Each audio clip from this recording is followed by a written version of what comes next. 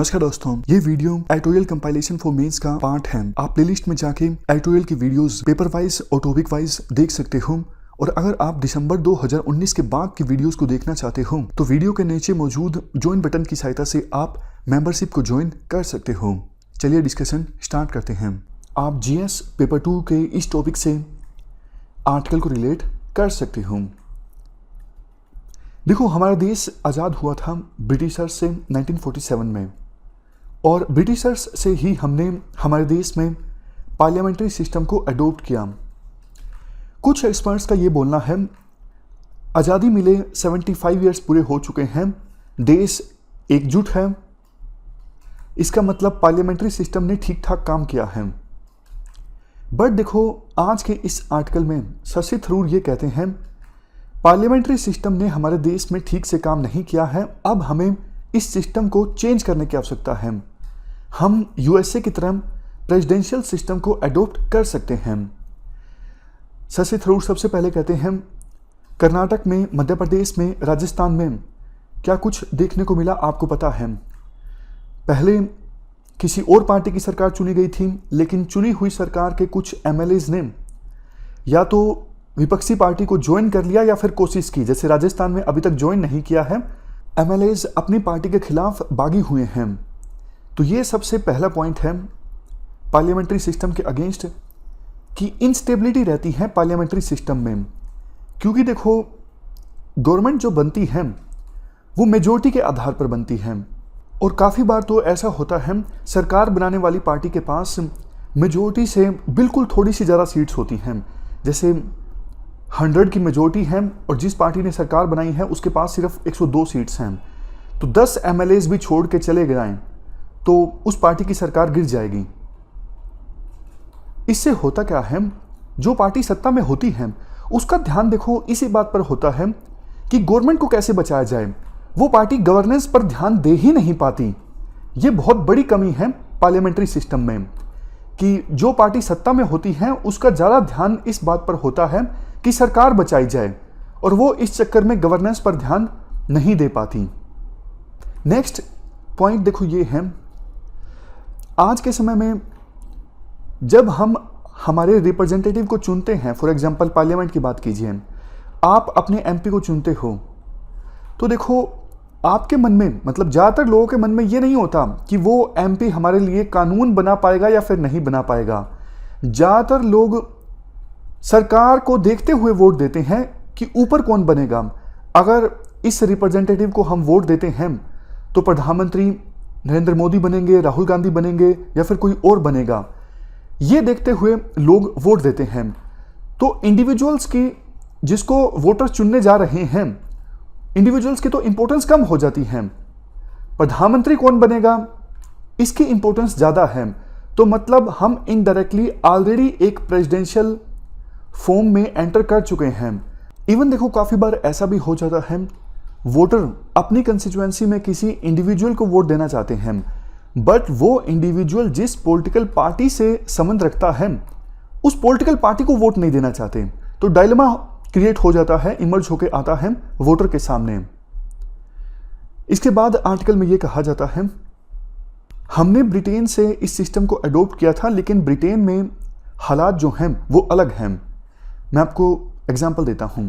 देखो, ब्रिटेन में जो पॉलिटिकल पार्टीज होती हैं उनकी एक क्लियर आइडियोलॉजी होती है, और बहुत कम ऐसा देखने को मिलता है कि कोई पार्टी सत्ता के लिए अपनी आइडियोलॉजी को इग्नोर करके अलायंस में शामिल हो जाए। लेकिन इंडिया में क्या होता है आपको भी पता है। रिजल्ट आता है असेंबली का, लोकसभा इलेक्शंस का या फिर असेंबली इलेक्शंस का।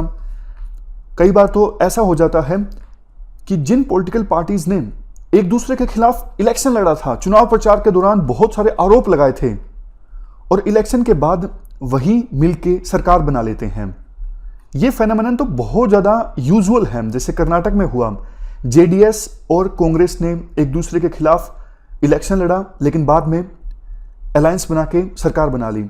हरियाणा का एग्जाम्पल लीजिए, जेजेपी और बीजेपी ने दोनों के खिलाफ इलेक्शन लड़ा, लेकिन सरकार बनाने के लिए दोनों पार्टीज एक साथ आ गई।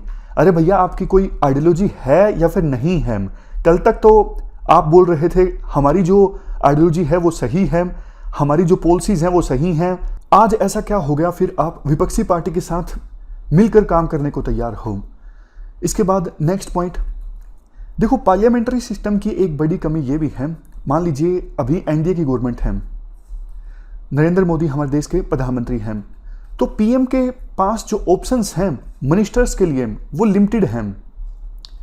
हालांकि देखो ये ऑप्शन है उनके पास कि किसी को भी अपने मंत्रिमंडल में शामिल कर लिया जाए और 6 महीनों के अंदर अंदर उसे एमपी भी बनवा दिया जाए, लेकिन फिर भी चॉइस जो है प्रधानमंत्री मोदी के पास लिमिटेड है कि इसे मिनिस्टर बनाया जाए। बट प्रेसिडेंशियल सिस्टम में ऐसी कोई लिमिटेशन नहीं होती। यूएसए के राष्ट्रपति ट्रंप के पास पूरी आज़ादी है कि वो अपने पूरे देश में से किसी को भी अपना मिनिस्टर बना सकते हैं, कोई ज़रूरी नहीं वो यूएस कांग्रेस का सदस्य होना चाहिए, नहीं होना चाहिए, कुछ भी नहीं। तो ये भी बड़ी कमी है कि प्रधानमंत्री के पास चॉइस लिमिटेड होती है मिनिस्टर बनाने के लिए। नेक्स्ट पॉइंट, देखो रिप्रेजेंटेटिव्स सही ढंग से अपनी आवाज़ नहीं उठा पाते, ये भी पार्लियामेंट्री सिस्टम की कमी है। जैसे बीजेपी के एमपीज हैं, वो पार्लियामेंट में सही ढंग से अपनी आवाज़ नहीं उठा पाएंगे क्योंकि किसी बिल पे मान लीजिए वोटिंग होनी है तो बीजेपी के द्वारा व्हिप जारी कर दी जाएगी। अब व्हिप जारी जब हो जाएगी तो बीजेपी के सभी एमपीज को उसी पक्ष में वोट देना होगा जो डिसाइड किया गया है बीजेपी के द्वारा। इंडिविजुअल एमपी की चॉइस नहीं चलेगी और अगर इंडिविजुअल एमपी अपनी पार्टी के खिलाफ जाके वोट देता है व्हिप जारी होने के बाद तो उसकी सदस्यता जा सकती है एंटी डिफेक्शन लॉ के अंतर्गत। तो इसी वजह से विभिन्न जो एमपीज हैं वो देखो अपनी पार्टी के खिलाफ नहीं जाते हैं, अपना इंडिविजुअल मत व्यक्त करते ही नहीं है बिल के ऊपर जब डिबेट्स होती हैं। अब देखो पार्लियामेंट का काम ही ये है कि डिबेट करके बिल पास करना, विभिन्न एमपीज अपना अपना सुझाव दें और सहमति के साथ कोई बिल बनाना, लेकिन ऐसा नहीं होता है। यूजली सरकार जो बिल प्रेजेंट करती है पार्लियामेंट में या फिर असेंबली में वही बिल पास हो जाता है। और ध्यान देने वाली बात यह भी है, ये बिल कौन बनाता है? सरकार तो बनाती है। सरकार की तरफ से कौन बनाता है? सरकार की तरफ से बनाते हैं ब्यूरोक्रेट्स। तो इफेक्टिवली देखो जो कानून बनते हैं वो ब्यूरोक्रेट्स के द्वारा ही बना दिए जाते हैं, जबकि ट्रू डेमोक्रेसी में ऐसा नहीं होता है। ट्रू डेमोक्रेसी में होना यह चाहिए कि विभिन्न एमपीज बिना एंटी डिफेक्शन लॉ के डर से अपना अपना व्यू प्रेजेंट करें और ग्राउंड लेवल से जो वॉइसेस हैं वो सामने आए ताकि बिल में आवश्यक चेंजेस लाई जा सकें। और देखो अपोजिशन क्या करता है? अपोजिशन को पता है ये बिल जो है वो सरकार आसानी से पास करवा लेगी, हमारे पास नंबर्स कम हैं। तो अपोजिशन को ये लगता है कि ऐसी सिचुएशन में अगर स्पीकर की वेल के आसपास आकर अगर शोर मचाया जाएगा तो टीवी में फोटो आएगी, जनता को ये लगेगा कि अपोजिशन अपना काम कर रही है। तो अपोजिशन भी डिबेट करने में इंटरेस्टेड नहीं होता, अपोजिशन भी हाउस को बाधित करने में ज्यादा इंटरेस्टेड होता है ताकि मीडिया में उनकी खबरें आ सकें, वो हाईलाइट हो सकें। तो सोच के देखिए फिर डिबेट हुई कहां? पार्लियामेंट्री सिस्टम हमारा ऐसा हो गया कि डिबेट तो बहुत ही कम होती है, जो किसी भी डेमोक्रेसी के लिए बहुत ज्यादा जरूरी है। नेक्स्ट पॉइंट, देखो होना यह चाहिए कि पार्लियामेंट जो है वो सरकार की अकाउंटेबिलिटी फिक्स कर सके। अब कायदे से आपको पता है एनडीए की मेजोरिटी है और एनडीए की ही सरकार है, तो एनडीए के जो एमपीज हैं वो अपनी सरकार के खिलाफ तो बोलेंगे नहीं। आधी अकाउंटेबिलिटी तो सरकार की वैसे ही कम हो गई, तो ये भी नुकसान है। इसके बाद राइटर सजेस्ट ये करते हैं हमारे देश में अब प्रेसिडेंशियल सिस्टम को अडॉप्ट कर लेना चाहिए।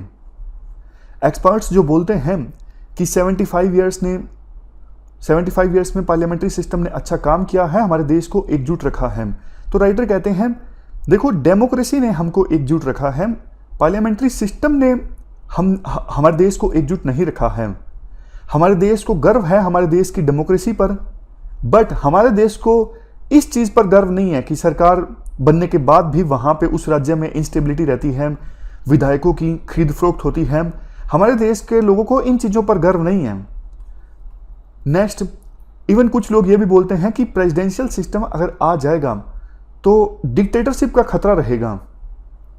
तो इसके जवाब में राइटर कहते हैं, देखो वैसे भी अभी फिलहाल नरेंद्र मोदी देश के प्रधानमंत्री हैं, तो बीजेपी में तो किसी की हिम्मत है नहीं उनके खिलाफ कुछ बोल सकें, और सरकार में भी जो मोदी चाहते हैं वही होता है। और अगर वो प्रेसिडेंट होते तो भी मतलब हालात कुछ ज़्यादा और बहुत ज़्यादा चेंज नहीं हो गए होते। उसी प्रकार से दूसरी पार्टीज में भी मान लीजिए राहुल गांधी अगर देश के प्रधानमंत्री होते तो भी उनकी ही चलती, तो राहुल गांधी प्राइम मिनिस्टर होते या फिर प्रेसिडेंट होते इस बात से कुछ भी फर्क नहीं पड़ता, चलती तो उनकी ही। मतलब राइटर कहना चाहते हैं डिक्टेटरशिप नहीं आएगी प्रेसिडेंशियल फॉर्म ऑफ सिस्टम से। एक और पॉइंट देखो, अभी क्या होता है, विधायकों की जो खरीद फरोख्त है वो बंद हो जाएगी, क्योंकि जो भी प्रेसिडेंट बनेगा उसके पास सिक्योरिटी ऑफ टेन्योर होगा। जो प्रेसिडेंट बनेगा, हाँ भाई आपको 4 साल तक काम करना है, 5 साल तक काम करना है, वो गवर्नेंस पे फोकस कर सकेगा। उसको ये डर नहीं रहेगा कि मेरी सरकार गिर जाएगी। इवन देखो स्टेट्स में भी अलग अलग लोग एज ए सीएम के तौर पे काम कर सकेंगे, उनके पास भी टेन्योर की सिक्योरिटी रहेगी 4 साल तक या फिर 5 साल तक, तो वो भी लॉन्ग टर्म विजन से काम कर सकेंगे। और उनको देखो ये डर भी खत्म हो जाएगा, कहीं हमारी ही पार्टी हमें मुख्यमंत्री के पद से ना हटा दे। जैसे अशोक गहलोत को डर नहीं लगेगा कहीं हाईकमान कांग्रेस का सीएम ना चेंज कर दे, राजस्थान में सचिन पायलट को ना बना दे, क्योंकि जनता ने उन्हें चुना है एक निश्चित कार्यकाल के लिए। तो वो गवर्नेंस पे ज़्यादा फोकस कर सकेंगे, ना कि अपनी पार्टी को बचाने में। अभी राजस्थान में जो कुछ चल रहा है पिछले 1-2 महीने में, गवर्नेंस तो पूरी ठप पड़ी है। सरकार की कोशिश यही है बस कैसे ना कैसे करके सरकार को बचाया जाए। तो नुकसान किसका हो रहा है? जनता का हो रहा है। तो इसी वजह से राइटर कहते हैं अभी टाइम बिल्कुल उपयुक्त है, प्रेसिडेंशियल सिस्टम को हमें अडोप्ट कर लेना चाहिए सभी लेवल्स पे, इवन सिटी लेवल पे भी। डायरेक्टली हमें मेयर को चुनना चाहिए और मेयर्स के पास पावर होनी चाहिए, ताकि जनता सीधे क्वेश्चंस पूछ के मेयर से कि भैया आपने ये काम क्यों नहीं करवाया, आपकी जिम्मेदारी है। इस डिस्कशन में फिलहाल इतना ही है। Thank you very much for discussion.